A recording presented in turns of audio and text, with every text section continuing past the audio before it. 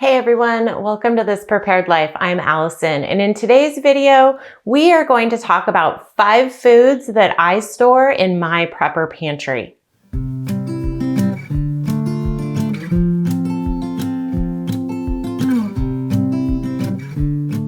My food storage has 3 layers, and my 3 layers of food storage are layer number 1, which is my kitchen pantry, and this is what is in my cupboards right now. It is what we are currently eating.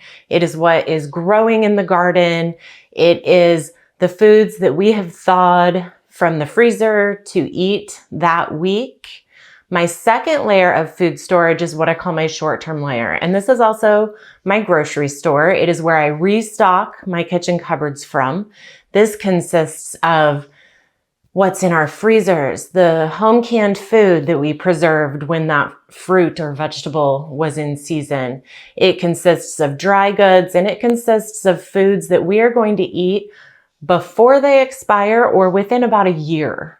My third layer of food storage, and that is the one we are primarily going to be talking about today, is my long-term layer. And these are foods that are good for long-term storage, packaged to lengthen their shelf life. So let's go ahead and jump into 5 foods I keep in my prepper pantry. Food number 1 is oats. We eat a lot of oats. We like oatmeal, we make granola. Oats can also be ground and used as a flour. You can use it as a thickener. Oats are just really a versatile item to have in my kitchen. So in my kitchen layer, I store oats just in a jar. And in my short-term layer, oats are stored in buckets. And I just pour these straight into the bucket. And this bucket is used to refill my kitchen canisters. Oats stored in proper conditions can last up to 30 years in your prepper pantry. So the first way that I store oats in my prepper pantry is in Mylar bags. And Mylar bags with an oxygen absorber. I buy these in bulk. I package them up myself. It's a very great way to get oats into your long-term storage. You can also use a 5-gallon bag and then store them inside of a bucket. You can also buy number 10 cans, and these are available through various places online. You can get them at the LDS food storage centers, which are open to the public. They're a great resource for stocking your prepper pantry. So number 10 cans is another way that I store oats. Item number 2 is dry beans. I store several different kinds of dry beans, and in my kitchen, they're just in jars.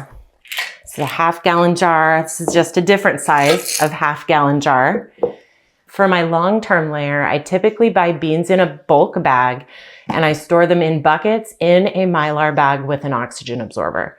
Beans will last for up to 30 years. However, the older they get, the harder they are to reconstitute that.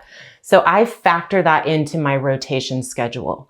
All of my long-term food gets rotated into my short-term layer and then eventually rotated into my kitchen. So I rotate pretty frequently through my long-term storage foods.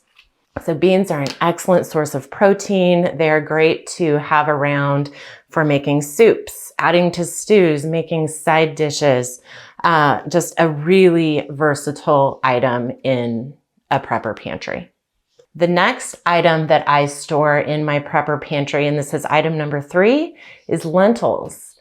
We love lentils. They're great for soup. Ham and lentil soup is one of my kids' favorite foods. So we eat a lot of lentils in our kitchen, and in my kitchen, they're just stored in jars. But in my long-term layer, again, they are stored in Mylar with an oxygen absorber. I do buy lentils in bulk, but I store them in smaller sizes of Mylar bags rather than a bucket, just because that's what works in my kitchen rotation. And I do, like I said, I rotate my long-term storage foods through my kitchen because nutritional content is super important to me. So I want to make sure that I am rotating to maximize that. So lentils is item number 3. The 4th item that I am sharing with you today is rice. White rice, not brown rice, because brown rice has a higher fat content and doesn't store as well. White rice can store up to 30 years if it is packaged properly and stored in proper conditions. So in my kitchen, I just keep rice in a canister. In my short-term layer, I keep rice straight in the bucket that I use to refill my canisters with. And in my long-term layer, I keep rice in smaller Mylar bags and also in Mylar bags, 5-gallon Mylar bags in buckets. With rice, you do want to use an oxygen absorber and it will store for up to 30 years. So the fifth item I am sharing with you today that I keep in my long-term storage is wheat berries. And I store wheat berries a couple different ways. In my kitchen, they're just in canisters. In my long-term layer, I store them in 5-gallon buckets inside 5-gallon Mylar bags. I also store them in the smaller Mylar bags.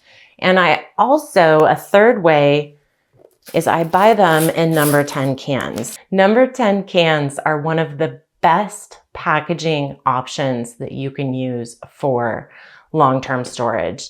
They are completely sealed, they're airtight. These cans are packaged and ready to go on your shelf. So it is really convenient. And I get these again at the LDS Food Storage Center. I am not LDS, but they are open to the public. And every time I've gone there, it's just been a great experience. So wheat berries. In my kitchen, wheat berries looks like flour. I do store wheat berries and I have an electric grinder, but in my short-term layer, I keep flour on hand. And I don't keep flour in my long-term layer, though you can store flour in Mylar because I don't want to have to rotate the flour as often as one would need to. Once you have ground these wheat berries or you buy flour from the store, it does have a shortened shelf life. Wheat berries can store for up to 30 years, so it is my preferred method for my long-term storage. And remember, prep what you eat so that you can eat what you prep.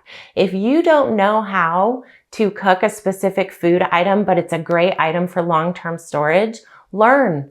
Learn how to rehydrate beans and cook from scratch. Learn how to grind wheat berries. Learn how to use oats in your storage. Expanding your skills in the kitchen is the number one way that you can improve your food storage because ingredients store far longer than convenience packaged foods. So those are 5 items that I store in my long-term layer. And if you want to learn more about Mylar for food storage, please check out my Mylar for food storage course. Hit that subscribe button if you want more food storage and homestead prepper content. Thanks so much for watching today.